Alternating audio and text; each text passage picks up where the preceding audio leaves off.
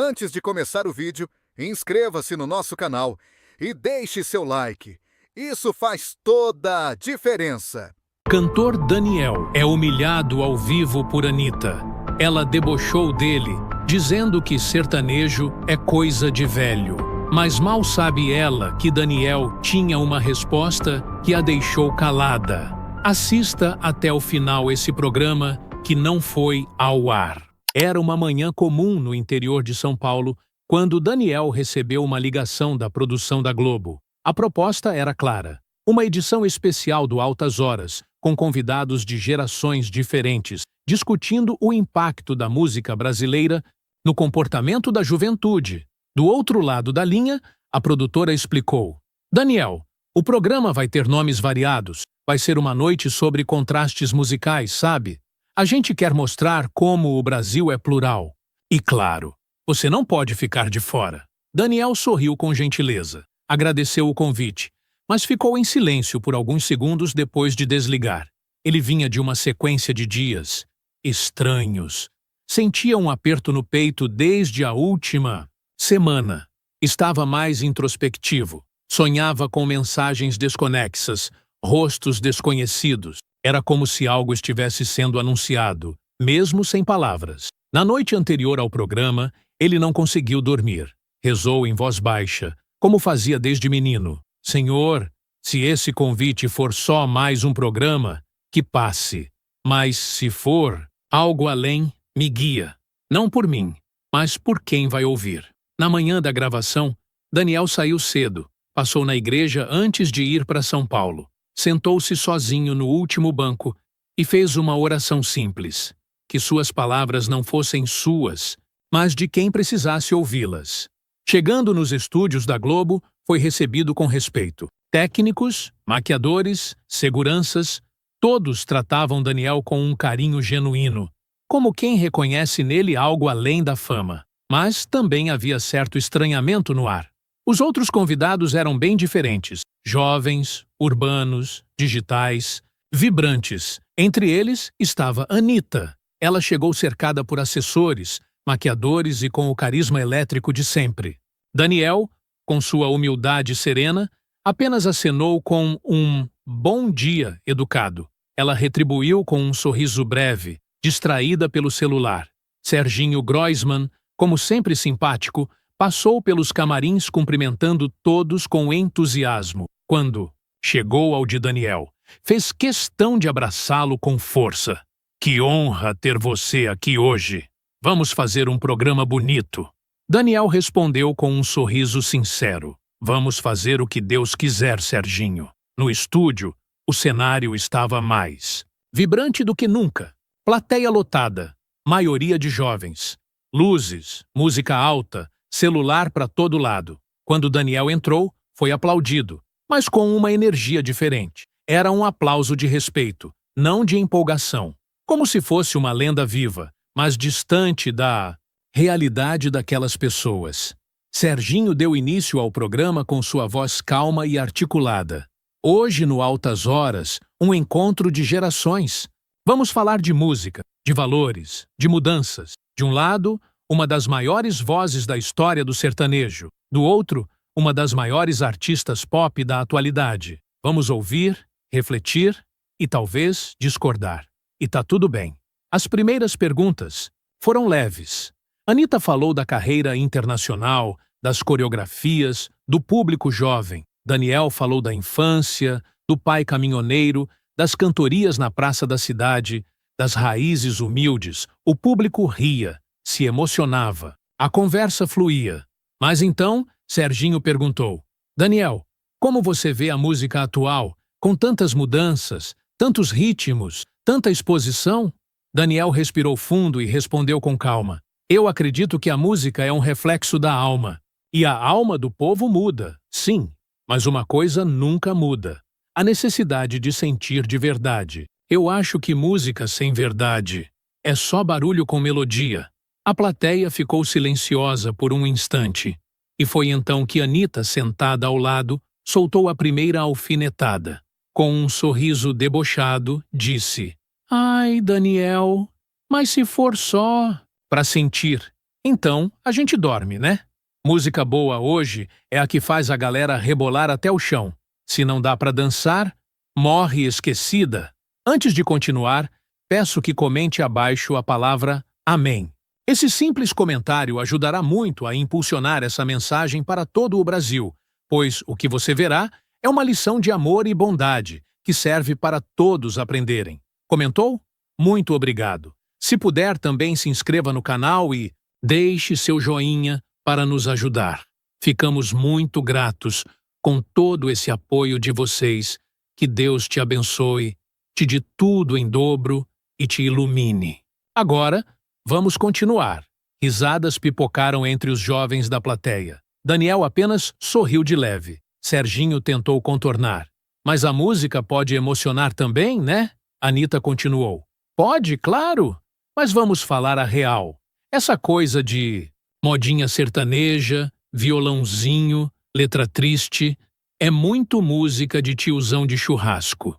O Brasil novo quer batida, quer grave, quer palco, quer energia. Não quer música para chorar e abraçar a almofada. A plateia riu. Mas alguns na arquibancada fizeram cara de desconforto. A fala soou pesada. Daniel não respondeu imediatamente. Pegou o copo de água à sua frente, bebeu devagar, depois olhou diretamente para Anita. Com um olhar tranquilo, mas firme, disse: O Brasil novo quer muita coisa, mas o Brasil de verdade ainda precisa de paz.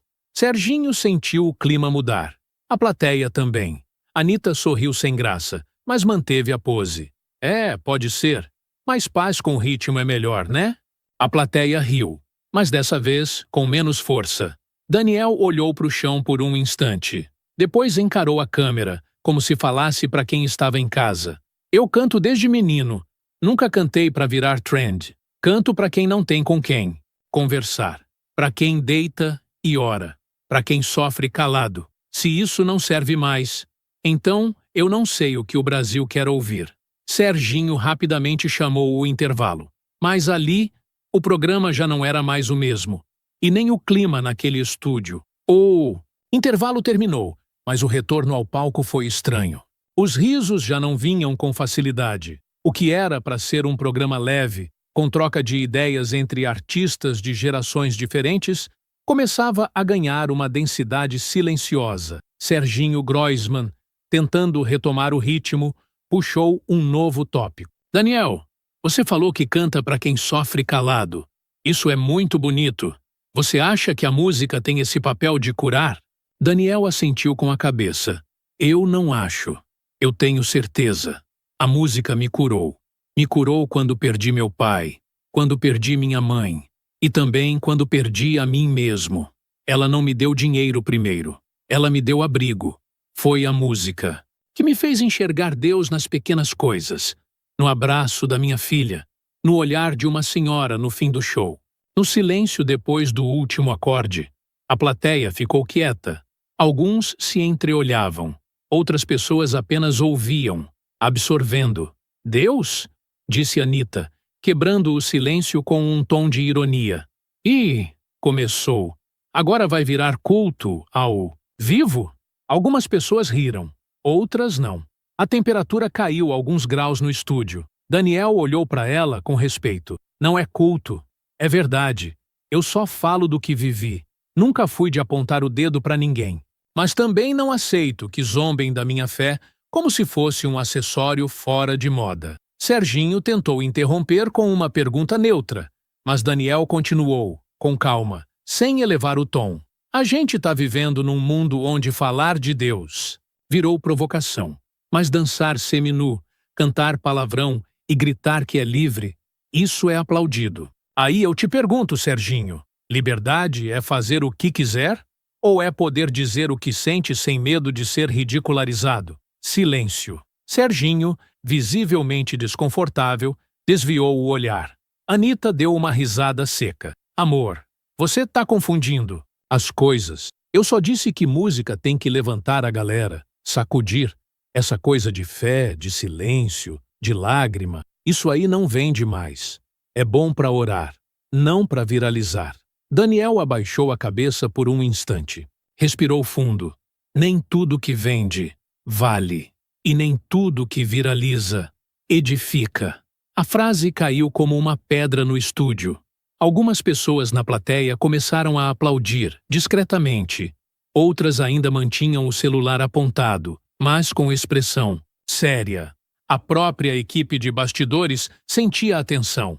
Era como se duas forças opostas estivessem diante uma da outra, e ninguém sabia para onde aquilo ia desaguar. Serginho, tentando puxar outro assunto, disse: Daniel, você tem alguma lembrança marcante com fãs? Alguma história que mexeu com você? Daniel olhou para a câmera. Seus olhos estavam marejados. Tem uma que nunca saiu da minha cabeça. Em 2004, depois de um show em Santa Catarina, uma moça me esperou no camarim. Ela tinha perdido o filho, de 9 anos. Disse que a última música que ele ouviu antes de partir foi minha, que ele pedia para ela cantar comigo no rádio porque a voz do Daniel acalmava o coração dele. A plateia começou a chorar. Não com escândalo, com silêncio, com verdade. Daniel continuou. Naquela hora, eu entendi que minha missão não era palco, era consolo, que minha voz não era minha, era instrumento. E ali eu prometi para mim mesmo: enquanto tiver ar nos pulmões, eu vou cantar para curar. Nem que seja uma alma só por vez. Anita olhou para frente, séria. Já não sorria, parecia incomodada, mas sem palavras. Daniel então se virou diretamente para ela. Com respeito, mas firmeza, disse: Anita, eu não sou seu inimigo, mas você precisa entender uma coisa. O povo que me ouve é o povo que segura a barra calado, que cria filho sozinho, que trabalha 12 horas por dia e ainda pede desculpa. Eles não querem rebolar, eles querem respirar. A plateia explodiu em palmas, de pé, alguns gritando: Fala, Daniel! Outros aplaudindo com lágrimas nos olhos. Um senhor na arquibancada fez o sinal da cruz. Uma jovem começou a chorar, abraçada à amiga. Serginho não soube o que fazer. O programa havia escapado das mãos dele. Já não era mais entretenimento. Era um divisor de águas. Anita pegou o microfone de novo. Gente, mas isso aqui é TV, né? A gente precisa de audiência também. Não dá para transformar isso aqui num confessionário. Daniel se virou para a câmera novamente. Então corta, porque se a audiência tiver que vir da mentira, eu prefiro o silêncio. A frase causou um novo rebuliço. O diretor, nos bastidores, começou a se agitar. Pelo ponto eletrônico, avisou a Serginho: Interrompe, vamos encerrar mais cedo. Isso fugiu do controle. Serginho anunciou mais um intervalo, mas todos ali sabiam. O programa já não era mais um programa. Era uma declaração pública de que a verdade ainda incomoda e que há quem prefira ser apagado a ser falso. O segundo intervalo durou mais do que o normal. O diretor estava irritado, os produtores ansiosos e a equipe técnica silenciosa. Alguns olhavam para Daniel com reverência. Outros cochichavam nos bastidores tentando entender se o programa ainda teria continuação. O clima era tenso. Não havia gritaria, nem caos. Mas uma pressão invisível parecia pesar sobre cada canto daquele estúdio. Serginho Groisman estava num dilema. Sabia que o programa tinha saído do controle editorial da emissora, mas também sabia que não era qualquer momento. Ele olhou para Daniel no camarim improvisado e disse: Você mexeu com alguma coisa lá dentro, que nem eu sei explicar.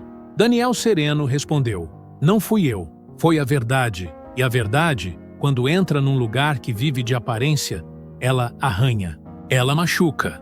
O diretor da Globo apareceu, visivelmente tenso. Serginho, vamos encerrar agora. Sem mais discursos, sem falas longas. A ordem de cima é clara. Corta tudo.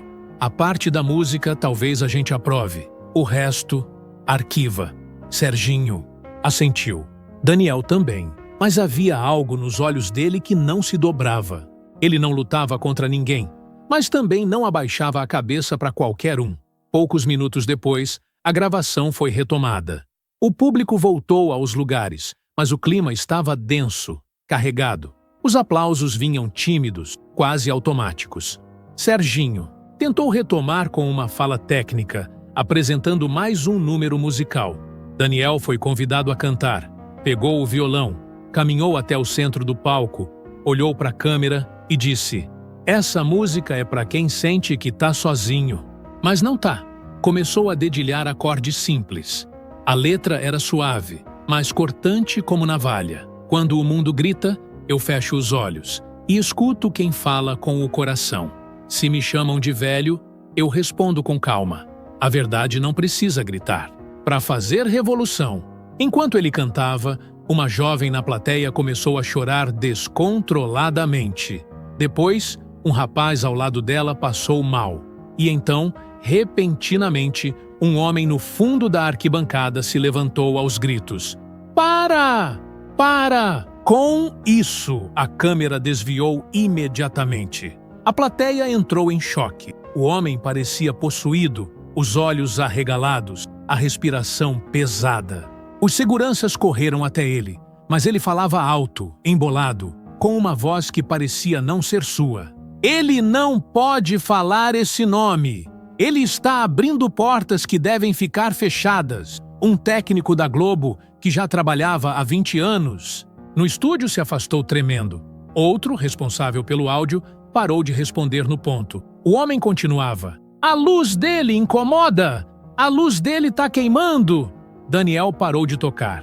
Não disse uma palavra. Abaixou a cabeça, orou em silêncio. Quando levantou os olhos, estavam marejados, mas firmes. "Eu não tenho luz própria. Só carrego a que me foi dada. E se ela incomoda, é porque encontrou trevas." O homem caiu de joelhos. Começou a se debater. Gritava: "Ele tá falando coisas que não podem ser ditas. Ele tem algo que precisa ser calado." A segurança o retirou às pressas. O estúdio ficou em absoluto silêncio. Anita, que até então mantinha o controle, agora olhava fixamente para o chão, sem reação. Não havia mais deboche. Não havia mais dança. Havia verdade, crua, dolorida, viva. Serginho, branco como papel, levantou-se devagar e disse: "A gravação está encerrada. O público foi liberado em silêncio. Ninguém falava. Muitos choravam, outros tremiam. Um dos operadores confessou para a produção. As câmeras começaram a falhar. O áudio saiu do ar por alguns segundos. Nunca vi isso. Nos bastidores, a decisão foi rápida e definitiva. O programa não iria ao ar. Nenhuma imagem, nenhuma fala, nenhuma música. Oficialmente, alegaram problemas técnicos, mas quem esteve lá sabia que não era técnico, era espiritual. Daniel deixou o estúdio sem festa, sem despedida. Caminhou devagar até o carro. No trajeto, uma moça da equipe correu até ele. Chorava, mas sorria. "Obrigada por tudo. Eu achava que a fé era coisa de gente antiga, mas hoje eu senti algo que eu nunca senti na vida."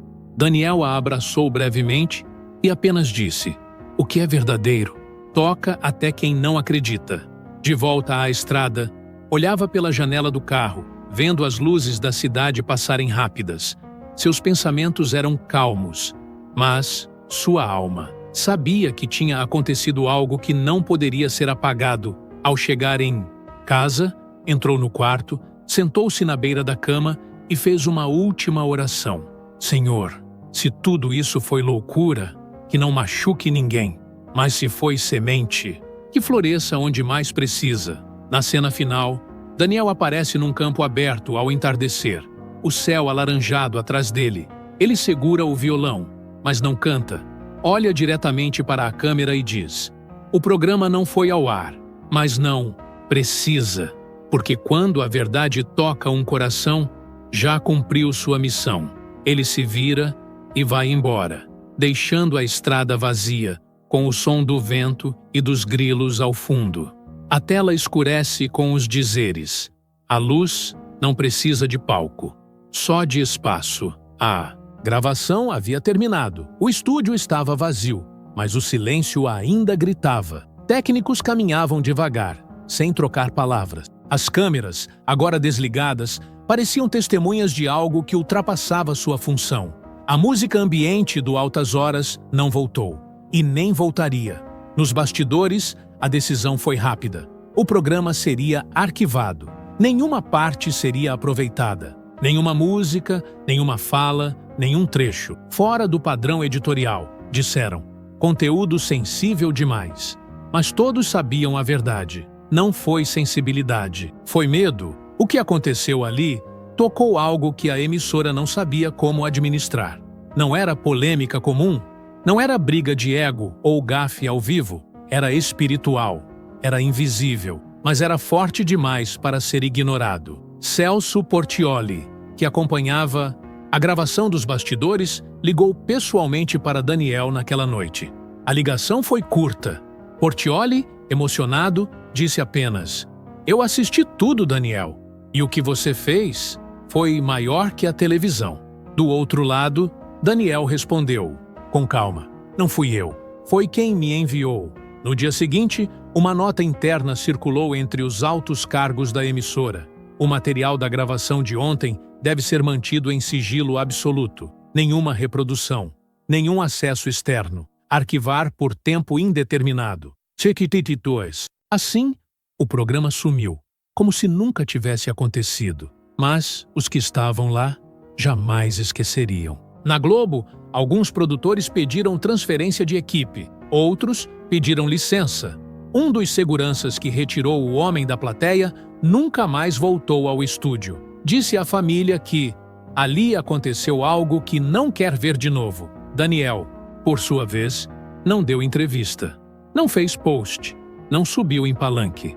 Voltou para sua casa, como sempre, em silêncio. Mas quem o via sabia.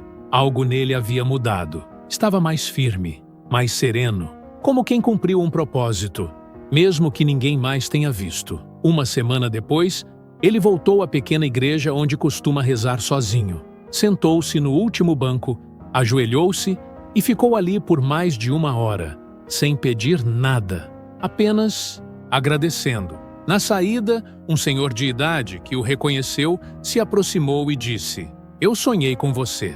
Não vi o programa, mas no meu sonho você dizia para eu não desistir da minha fé, que Deus ainda falava com a gente e que o mundo ia tentar calar isso." Daniel o abraçou com força. Deus fala, e se alguém ouviu, já valeu.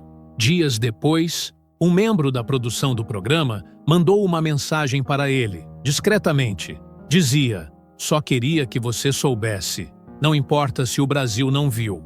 Quem precisava ouvir, ouviu. Eu fui um deles. E era isso que bastava." Daniel nunca precisou de palco, nem de câmera. Sua missão não era convencer. Era lembrar, trazer de volta a voz que o mundo moderno tenta abafar. A da fé, a da humildade, a do essencial. 1 mês depois, no interior, ele foi visto caminhando numa estrada de terra, sem equipe, sem fãs, sem celular na mão.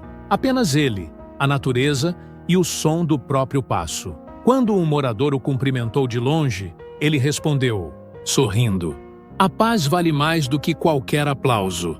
Na última cena, Daniel aparece num campo florido, o sol se pondo ao fundo. Ele segura o violão, mas não canta. Apenas caminha até uma pedra, senta-se e olha para o horizonte. Depois, olha para a câmera e diz: "O programa não foi ao ar, mas a verdade não precisa de televisão." Ele então se levanta, caminha, até desaparecer da vista. A tela escurece lentamente e surge a frase: "A luz não precisa ser mostrada, ela só precisa ser acesa." Se essa história tocou o seu coração, curta o vídeo, inscreva-se no canal e compartilhe com alguém que precisa ouvir essa mensagem. Comente aqui, por que você acha que esse tipo de verdade incomoda tanto?